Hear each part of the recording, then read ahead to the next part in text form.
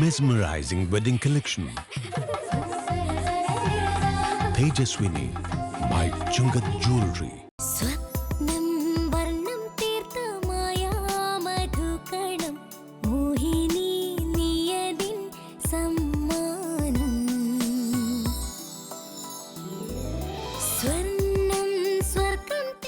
Maveli jewellery Angamaly.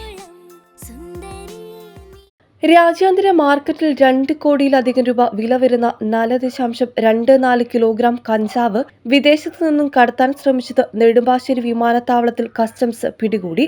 തിങ്കളാഴ്ച തായ് Airways വിമാനത്തിൽ ബാങ്കോക്കിൽ നിന്നുമെത്തിയ തിരുവനന്തപുരം സ്വദേശി വൈശാഖ് മോഹനനാണ് കഞ്ചാവുമായി പിടിയിലായത്.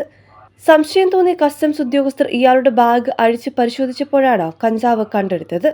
ഡ്രൈ ഫ്രൂട്ട്സ് എന്ന് തോന്നിപ്പിക്കുന്ന വിധം ചെക്ക് ഇൻ ബാഗിൽ ഒളിപ്പിച്ചിരിക്കുകയായിരുന്നു. 9 പായ്ക്കുകളിലായാണ് ഇത് സൂക്ഷിച്ചിരുന്നത്.